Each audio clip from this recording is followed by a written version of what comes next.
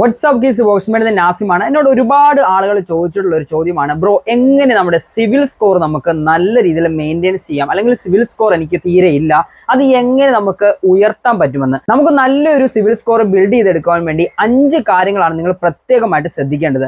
എന്തൊക്കെയാണ് ആ ഒരു 5 കാര്യങ്ങൾ എന്ന് ഇന്നത്തെ വീഡിയോയിലൂടെ വളരെ കൃത്യമായിട്ട് തന്നെ ഞാൻ പറഞ്ഞു തരുന്നുണ്ട്. അതുകൊണ്ട് തന്നെ വീഡിയോ സ്കിപ്പ് ചെയ്യാതെ മുഴുവനായിട്ട് നിങ്ങൾ കാണാൻ ശ്രമിക്കുക. അതേപോലെ തന്നെ ചാനൽ ആദ്യമായിട്ടാണ് കാണുന്നതെങ്കിൽ ദയവ് ഒന്ന് സബ്സ്ക്രൈബ് ചെയ്യുക, ലൈക്ക് ചെയ്യുക. വീഡിയോ കുറിച്ചുള്ള നിർദ്ദേശങ്ങളും അഭിപ്രായങ്ങളും താഴെ കമന്റ് ബോക്സിൽ രേഖപ്പെടുത്തുക. വീഡിയോ ഇഷ്ടപ്പെട്ടു കഴിഞ്ഞാൽ നിങ്ങളുടെ ഫ്രണ്ട്സിലേക്കും ഫാമിലിക്കും ഉറപ്പായിട്ടും എത്തിച്ചു കൊടുക്കുക. അധികം വൈകിക്കേണ്ട, നേരെ നമുക്ക് വീഡിയോയിലേക്ക് കിടക്കാം. Let's go. സിവിൽ സ്കോർ എന്നാൽ എന്താണെന്ന് എല്ലാ ആളുകൾക്കും അറിയാം. അറിയാൻ പാടില്ലാത്ത ആളുകൾക്ക് വേണ്ടി ഞാൻ പറയാം. ഇതൊരു നമ്പറാണ്, ഒരു 3 നമ്പറാണ്. ഈ ഒരു 3 നമ്പർ നമ്മുടെ ജീവിതത്തിൽ വളരെ അധികം സ്വാധീനം ചെലുത്തുന്ന ഒരു കാര്യമാണ്. കാരണം മറ്റൊന്നുമല്ല, ഒരു ലോൺ അല്ലെങ്കിൽ ഒരു EMI, ഒരു ക്രെഡിറ്റ് കാർഡ്, ഇത്തരത്തിലുള്ള കാര്യങ്ങളൊക്കെ നിങ്ങൾ നോക്കുന്ന ഒരാളാണെങ്കിൽ 300 മുതൽ 900 വരെ വരുന്ന ഈ ഒരു അക്കങ്ങൾ നിങ്ങൾക്ക് വളരെ അധികം പ്രയോജനപ്പെടും. നിങ്ങളുടെ സിവിൽ സ്കോർ എന്ന് പറയുന്നത് 300 അതിനോട് അടുപ്പിച്ചുള്ള സംഖ്യ ആണെങ്കിൽ നിങ്ങൾ ഒരു ബാങ്കിൽ ചെന്ന് കഴിഞ്ഞാൽ ലോൺ, EMI ഇത്തരത്തിലുള്ള കാര്യങ്ങളൊന്നും നിങ്ങൾക്ക് കിട്ടാൻ സാധ്യതയില്ല. ഇനിയിപ്പോൾ കിട്ടിയാൽ തന്നെ നല്ല രീതിയിലുള്ള ഇൻട്രസ്റ്റ് നിങ്ങൾക്ക് കൊടുക്കേണ്ടി വരും.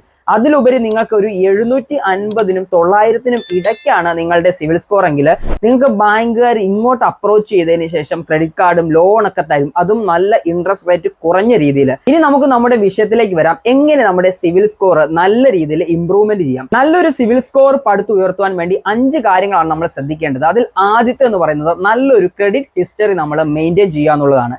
എങ്ങനെ നമുക്ക് നല്ലൊരു ക്രെഡിറ്റ് ഹിസ്റ്ററി ഉണ്ടാക്കിയെടുക്കാം? പലതരത്തിലുള്ള EMIs, ലോൺസ് ഇതൊക്കെ നമുക്ക് ആഡ് ചെയ്തതിന് ശേഷം കറക്റ്റ് ആയിട്ടുള്ള പേയ്മെന്റ് നിങ്ങൾ ചെയ്ത് കഴിയുകയാണെങ്കിൽ നിങ്ങൾക്ക് നല്ലൊരു ക്രെഡിറ്റ് ഹിസ്റ്ററി ഉണ്ടാക്കിയെടുക്കാൻ പറ്റും. ഏറ്റവും സിമ്പിൾ ആയിട്ടുള്ള ഒരു ഉദാഹരണം ഞാൻ പറയാം. നിങ്ങളൊരു പ്രൊഡക്റ്റ്, ഒരു ഇലക്ട്രോണിക് ഗാഡ്ജറ്റ്സ് അല്ലെങ്കിൽ ഒരു mobile, fridge, washing machine, AC ഏതെങ്കിലും ഒരു ഇലക്ട്രോണിക്സ് ഐറ്റംസ് നിങ്ങൾ വാങ്ങാൻ പോവുകയാണെങ്കിൽ നിങ്ങളുടെ കയ്യിൽ ക്യാഷ് ഉണ്ടെന്ന് കരുതുക. ഈ ഒരു ക്യാഷ് നിങ്ങൾ ജസ്റ്റ് ഒന്ന് മാറ്റി വെച്ചതിന് ശേഷം ഇത് EMIയിലേക്ക് കൺവേർട്ട് ചെയ്യാനുള്ള ഓപ്ഷൻ ഉണ്ടോ എന്ന് നോക്കുക. അതിനുശേഷം മന്ത്ലി നിങ്ങൾ ഈ ഒരു പേയ്മെന്റ് അടച്ചു കൊടുക്കുക. ഇത്തരത്തിൽ ചെയ്യുമ്പോൾ ഒരു കാര്യം പ്രത്യേകം നിങ്ങൾ ശ്രദ്ധിക്കേണ്ടതുണ്ട്. നിങ്ങളുടെ EMI ഒരിക്കലും മുടങ്ങാതെ നോക്കുക. അങ്ങനെ മുടങ്ങിക്കഴിഞ്ഞാൽ നമ്മൾ പോസിറ്റീവായിട്ട് ചെയ്യാൻ പോയ കാര്യം നെഗറ്റീവായിട്ട് ബാധിക്കും. അതുകൊണ്ട് തന്നെ നിങ്ങളുടെ EMI നിങ്ങൾ പ്രോപ്പർ ആയിട്ട് അടച്ചു പോവുക. ഇത്തരത്തിൽ ചെറിയൊരു പേഴ്സണൽ ലോണോ അല്ലെങ്കിൽ ഒരു EMI കൺവേർഷനോ ഒക്കെ ചെയ്ത് കഴിഞ്ഞാൽ നിങ്ങൾക്ക് നല്ലൊരു ക്രെഡിറ്റ് ഹിസ്റ്ററി ഉണ്ടാക്കിയെടുക്കാൻ സാധിക്കും. നിങ്ങളുടെ സിവിൽ സ്കോർ നല്ല രീതിയിൽ കൂട്ടാൻ പറ്റിയ ഒരു കാര്യമാണ് ക്രെഡിറ്റ് കാർഡ് യൂട്ടിലൈസേഷൻ എന്ന് പറയുന്നത്. നിങ്ങൾക്കൊരു ക്രെഡിറ്റ് കാർഡ് ഉണ്ടെങ്കിൽ ഈ ഒരു ക്രെഡിറ്റ് കാർഡ് നല്ല രീതിയിൽ ഉപയോഗിച്ച് കഴിഞ്ഞാൽ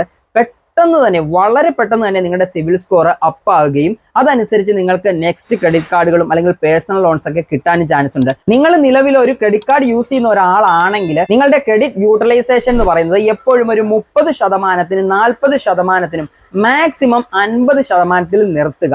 ഉദാഹരണം പറയുകയാണെങ്കിൽ 1 ലക്ഷം രൂപയാണ് നിങ്ങളുടെ ക്രെഡിറ്റ് ലിമിറ്റ് നിങ്ങളുടെ ക്രെഡിറ്റ് കാർഡിൽ ഉള്ളതെങ്കിൽ നിങ്ങൾ ഒരു 30,000 അല്ലെങ്കിൽ 40,000 മാക്സിമം പോയി കഴിഞ്ഞാൽ 50,000 രൂപ വരെ യൂസ് ചെയ്യുക. ഇതിന് മുകളിലേക്ക് നിങ്ങൾ യൂസ് ചെയ്ത് കഴിഞ്ഞാൽ നിങ്ങളുടെ ക്രെഡിറ്റ് യൂട്ടിലൈസേഷൻ റേഷ്യോ കൂടുകയും ഈ ഒരു യൂട്ടിലൈസേഷൻ നിങ്ങളുടെ സിവിൽ സ്കോറിനെ ബാധിക്കുകയും ചെയ്യും. ഇത്തരത്തിൽ നിങ്ങളുടെ സിവിൽ സ്കോർ താന്നു പോകാനും സാധ്യതയുണ്ട്. നിങ്ങൾ ഉപയോഗിച്ചുകൊണ്ടിരിക്കുന്ന ക്രെഡിറ്റ് കാർഡിന്റെ യൂട്ടിലൈസേഷൻ റേഷ്യോ മാക്സിമം കുറയ്ക്കാൻ നോക്കുക. ഇനി നിങ്ങളുടെ ക്രെഡിറ്റ് കാർഡിൽ യൂട്ടിലൈസേഷൻ കൂടി എന്ന് നിങ്ങൾ കരുതുക. അങ്ങനെയാണെങ്കിൽ മറ്റൊരു ക്രെഡിറ്റ് കാർഡിന് നിങ്ങൾ അപേക്ഷിക്കുക. കിട്ടുകയാണെങ്കിൽ ആ ഒരു ക്രെഡിറ്റ് കാർഡിന്റെയും ആദ്യത്തെ ക്രെഡിറ്റ് കാർഡിന്റെയും യൂട്ടിലൈസേഷൻ റേഷ്യോ ഈ പറയുന്ന 40% അല്ലെങ്കിൽ 50% നിർത്തി കഴിഞ്ഞാൽ നിങ്ങൾക്ക് നല്ലൊരു സിവിൽ സ്കോർ പടുത്തുയർത്താൻ സാധിക്കും. അതേപോലെ തന്നെ നിങ്ങളുടെ ക്രെഡിറ്റ് കാർഡിന്റെ ബില്ല് ഇറങ്ങുന്ന സമയത്ത് നിങ്ങൾ മിനിമം ഡ്യൂ ഒരിക്കലും അടയ്ക്കരുത്.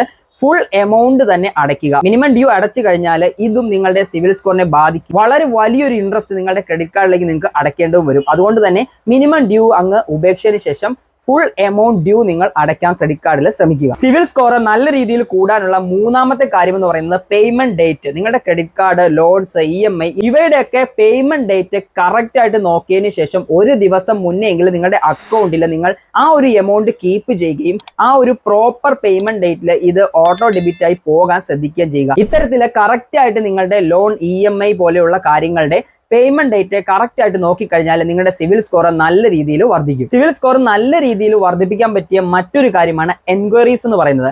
നിങ്ങളുടെ എൻക്വയറീസ്, നിങ്ങൾ ലോണിനോ ക്രെഡിറ്റ് കാർഡിനോ അല്ലെങ്കിൽ ഏതെങ്കിലും തരത്തിലുള്ള എൻക്വയറീസ് നിങ്ങൾ നടത്തുന്നുണ്ടെങ്കിൽ മാക്സിമം എൻക്വയറീസ് കുറയ്ക്കുക. മന്ത്ലി 2-3 എൻക്വയറീസ് മാത്രം ചെയ്യുക. ചില ആളുകൾ നമുക്ക് ക്രെഡിറ്റ് കാർഡ് തരാമെന്ന് പറഞ്ഞ് നമ്മളെ വിളിക്കും, അല്ലെങ്കിൽ ലോൺ തരാമെന്ന് പറഞ്ഞ് വിളിക്കും. ഒരു ലിങ്കിൽ ക്ലിക്ക് ചെയ്യാൻ പറയും. ഈ ലിങ്കിലൊക്കെ ക്ലിക്ക് ചെയ്ത് കഴിയുമ്പോൾ 2 രീതിയിലാണ് നമ്മളെ ബാധിക്കുന്നത്. ഒന്ന് സോഫ്റ്റ് എൻക്വയറി, രണ്ടാമത്തെ ഹാർഡ് എൻക്വയറി.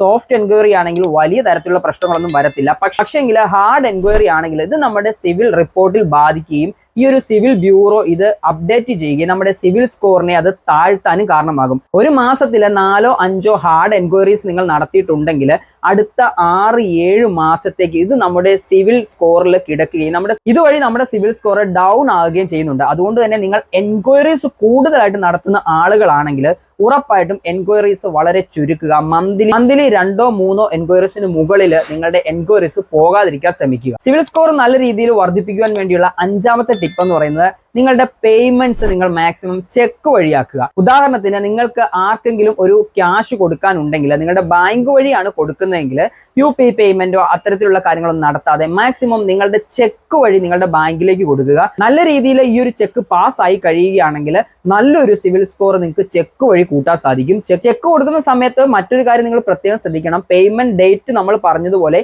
നമ്മുടെ ബാങ്ക് അക്കൗണ്ടിൽ കറക്റ്റ് ആയിട്ട് എമൗണ്ട് ഉണ്ട്, EMI ഒന്നും നമ്മുടെ അക്കൗണ്ടിൽ നിന്ന് കട്ടായി പോയിട്ടില്ല, നമ്മൾ കൊടുക്കുന്ന എമൗണ്ട് നമ്മുടെ അക്കൗണ്ടിൽ ഉണ്ടെന്ന് ഉറപ്പ് വരുത്തുക. അതിനുശേഷം മാത്രമേ ചെക്ക് കൊടുക്കാൻ പറ്റത്തുള്ളൂ. ഇല്ലെങ്കിൽ നിങ്ങളുടെ സിവിൽ സ്കോർ കൂടുന്നതിന് പകരം കുറയുകയായിരിക്കും ചെയ്യുന്നത്. ഇത്തരത്തിലുള്ള ഈ ഒരു 5 കാര്യങ്ങൾ നിങ്ങൾ പ്രോപ്പറായിട്ട് പരിഗണിച്ചു കഴിഞ്ഞാൽ നിങ്ങളുടെ സിവിൽ സ്കോർ നല്ല രീതിയിൽ അപ്പാവുകയും നല്ലൊരു സിവിൽ ഹിസ്റ്ററി നിങ്ങൾക്ക് വരികയും ലോണ്, EMI, ക്രെഡിറ്റ് കാർഡ് ഇത്തരത്തിലുള്ള കാര്യങ്ങളൊക്കെ നല്ല രീതിയിൽ നിങ്ങൾക്ക് കിട്ടുകയും ചെയ്യും. ഇന്നത്തെ ഈ ഒരു വീഡിയോ എല്ലാവർക്കും ഉപകാരപ്പെട്ട് കാണുമെന്ന് കരുതുകയാണ്. സിവിൽ സ്കോറിനെ കുറിച്ച് ഏതെങ്കിലും തരത്തിലുള്ള ഡൗട്ടുകൾ ഉണ്ടെങ്കിൽ ഉറപ്പായിട്ട് നിങ്ങൾക്ക് കമന്റ് ബോക്സിൽ ചോദിക്കാൻ പറ്റുന്നതാണ്. എനിക്ക് അറിയാൻ പറ്റുന്ന കാര്യങ്ങളാണെങ്കിൽ ഉറപ്പായിട്ടും ഞാൻ അതിന് ആൻസർ തരുന്നതായിരിക്കും. അതേപോലെ തന്നെ ഇന്നത്തെ വീഡിയോ നിങ്ങളുടെ ഫ്രണ്ട്സിലേക്കും ഫാമിലിക്കും ഉറപ്പായിട്ടും എത്തിച്ചു കൊടുക്കുക. ചാനൽ ആദ്യമായിട്ടാണ് കാണുന്നതെങ്കിൽ നേരത്തെ പറഞ്ഞതുപോലെ തന്നെ ഒന്ന് സബ്സ്ക്രൈബ് ചെയ്ത് തൊട്ടടുത്ത് കാണുന്ന ബെല്ലൈക്കും കൂടി ഒന്ന് എനേബിൾ ചെയ്ത് വെച്ചേക്കുക. ഇന്നത്തെ വീഡിയോ ഞാനിവിടെ വൈൻഡപ്പ് ചെയ്യണം. മറ്റൊരു നല്ല വീഡിയോയുമായി കാണുമ്പോൾ Nasimi signing off. Thank you.